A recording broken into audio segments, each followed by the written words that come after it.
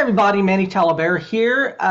This is day 4, I think, of the Marketing Bedtime Stories with Manny Talavera. And this one is going to be all about Jay Abraham. And I'm going to tell you how Jay Abraham accidentally made $250 million. We're going to walk you through this story. And so before walk you through this story, and I've got probably I don't know, I probably have 100 of these, maybe 150 of these. I've studied marketing over 15,000 hours. And I started out, fortunately for me, studying, it was all Jay. So I studied Jay Abraham's content about 6,000 hours before moving on to Dan Kennedy and then like John Reese, like the early people, Harv Eker, the people early on in the marketing space. And then as time went on, it was, Frank Kern and Jeff Walker and people like that. And so I started out studying Jay, and I fell into this by accident. I won't tell that story today. I think it's worth telling, but I won't tell my backstory here. But we will do that on another video, and I'll kind of tell you how I ultimately ended up here. But I was fortunate because I stumbled onto Jay early on, and Jay would do these seminars. They were 4, 5, and 6 days. They were boot camps, which meant they would be from 9 in the morning until like 10 at night. And he would record all of them on cassette and they would be unedited. And so if you bought a, 5-day seminar from Jay, it was 60 hours of content because he didn't edit any of it. They basically gave you every minute of the recordings. They didn't cut anything out. And and also within reason, Jay would always have a sidekick at his seminars. So he would have like an Ed McMahon type person on stage with him to kind of bounce content off of. But most of the early Jay Abraham seminars were all Jay. So it was Jay delivering the content and teaching. And there would be once in a while, there might be one guest speaker, but there was absolutely no pitch. So no one's selling anything, but once in a while, and like I said, it wasn't 28 or 30 different people going up on stage and talking, for an hour. It was about all Jay. And so, just to kind of give you exactly what happened here, I started studying Jay and studied Jay for 6,000 hours, and then went through everyone: Dan Kennedy, Frank Kern, John Reese, Jeff Walker, pretty much every big name in the space, and a lot of people that most people are less familiar with, like Alan Weiss and people like that. So I studied all these people, and then what I did is I decided to go back and figure out how they got their starts, how they got where they were, what their life was before they were famous, insta famous, before they had all the money and the adulation and they were popular. And so I started studying all of their stories from the beginning. And I started with Jay because he was the first person I went through. But Jay Abraham, Dan Kennedy, Frank Kern, John Reese, Eben Pagan, Alan, Andy Jenkins, pretty much every big name in the marketplace. I studied them from when they were 18 and figured out how they progressed and how they got to where they were. And so I'm not going to tell Jay's whole story here. I won't tell his backstory. I think, I've told Jay's backstory. I've told Dan Kennedy's backstory. I think John Reese's. I've told a lot of these backstories. And so if you Google, if you go through my stuff, you might be able to find some of them. I don't know if Jay's story's on here or not. If it's not, I can tell you it will be. I will ultimately come in and tell you his story from start to finish, as well as Frank Kern's, Dan Kennedy's, and all of the rest. But just to kind of tell you how Jay made the money. So I studied Jay for like I said, quite extensively. And Jay and Dan Kennedy and a lot of these guys, even by their own admission, Jay was very, very notorious for making very, very large amounts of money and then later on spending it and not having money. and he had a lot of ebbs and flows in his life and in his financial situation. Dan Kennedy as well for a very long period of time, and after this happened, Jay never had that again. Um, just to kind of just to be fair, Jay didn't blow the $250 million. Jay made the money, and you might have blew some of it, but he never had the the financial problems. Jay tells the story one time that um, it was shortly after he did the Icy Hot, and he took them to fame. He moved to Oklahoma. He started working with a group of people. They were going to do something similar to Icy Hot. He thought they had a lot of money. They thought he had a lot of money. Neither of them had enough money to get this thing off the ground. It wasn't Jay's responsibility to get them off the ground to begin with, but Jay had moved to Oklahoma, and he had bought this house, and they were renovating this house, and he'd spent all of the money on the house, and the house was half renovated, and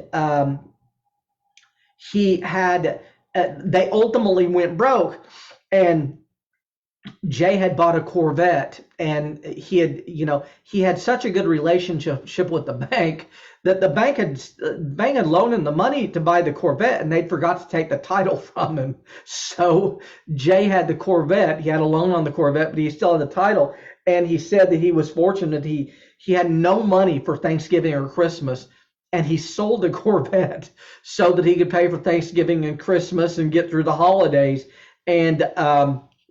And he said that, and then he had to figure out a way to deal with the bank later. But he said, he would constantly have these situations where he would have a lot of money and then be very, very short of money for a while. So Jay said that the story Jay tells is that he had made a lot of money. He had worked and made a lot of money, and he went through a divorce. And the divorce took a lot of the money, but not all of it. And then he started chasing another girl around. He chased her around for 2 years, and they ended up getting together. But he said that in that time he didn't work, so he didn't work for 2 years at all. And he said he basically depleted all of the money he had. And he said the problem is, and this is a problem, you see this with a lot of people. The problem with making a lot of money is that the more money that you make, the easier it is to get free money or credit or money given to you or loaned to you or handed to you. And Jay was notorious for being able to get a lot of credit. And he said, unfortunately, he made millions and millions of dollars. And unfortunately, he didn't work for 2 years, and he spent all of those millions of dollars. But not only did he spend those millions of dollars, he had a divorce, he had a partnership split up, and he ended up owing millions of dollars. So he was in a very, very bad spot. He also said that at this time he was going through like his second midlife crisis. He said he went through like 3 or 4 of these. And so he had some problems. And what Jay said he did is he said that so he had this idea, and the idea was, at this time, I think Jay would have been probably maybe right around late 30s or early 40s. And Jay at this point had done a lot in marketing. He had done, he'd done the Icy Hot, he'd done consulting, he had done entrepreneur, he had a lot of newsletter businesses. And so he had he had a huge arsenal of marketing. And what he wanted to do is he wanted to do a seminar, and he was going to do a protege seminar. And what he was going to do is he was going to teach people how to be marketing consultants. And he was going to, the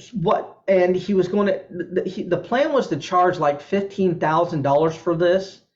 And Jay, by his own admission, he thought he would sell it around 7 to 10 of these. He did not think this would take off. He didn't plan for it to take off. He planned to make 150 or 200,000 on the front end.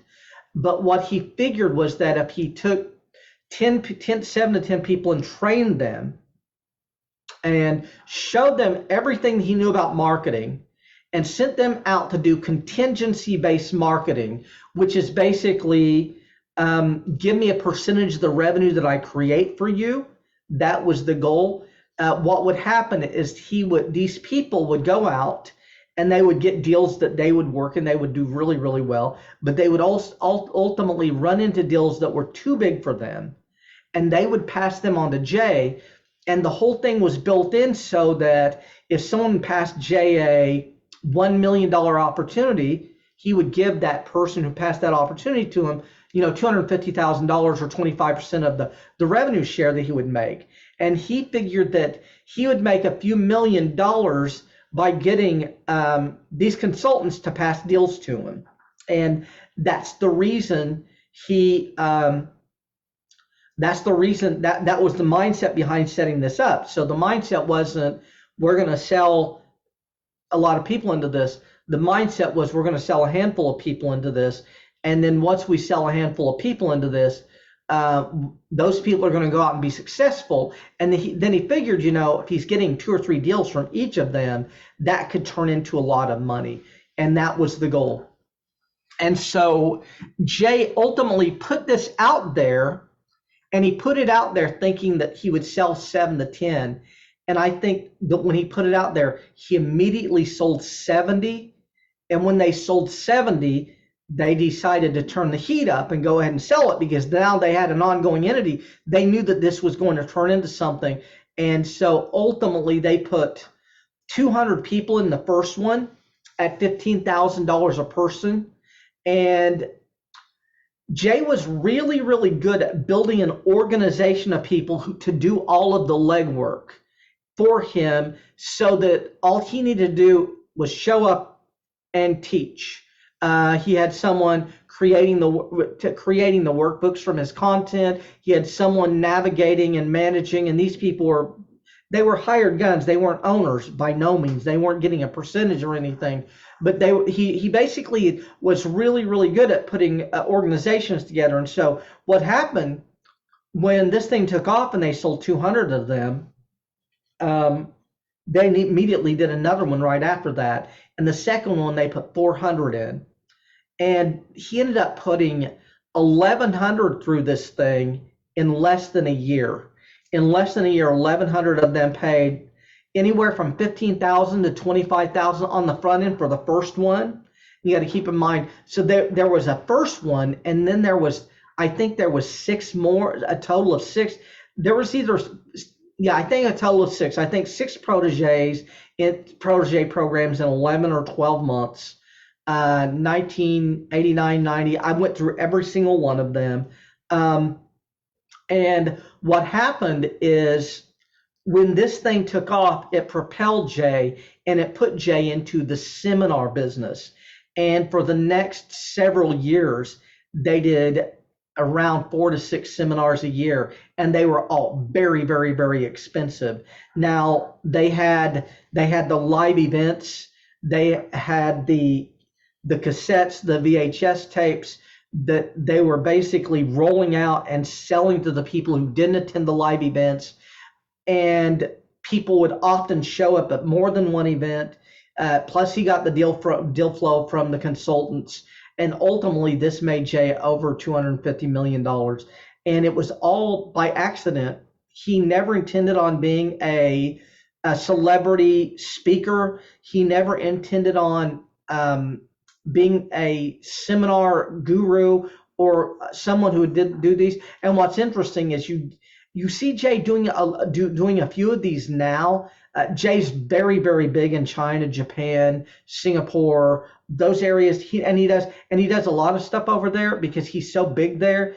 There's just too much money not to do it. But Jay quit doing the seminars after a while. He said he didn't like being people's intellectual entertainment. He liked doing real consulting with real businesses. And that this is how Jay got his start, and it was completely by accident. And like I said, he ultimately retired from doing them and quit doing them.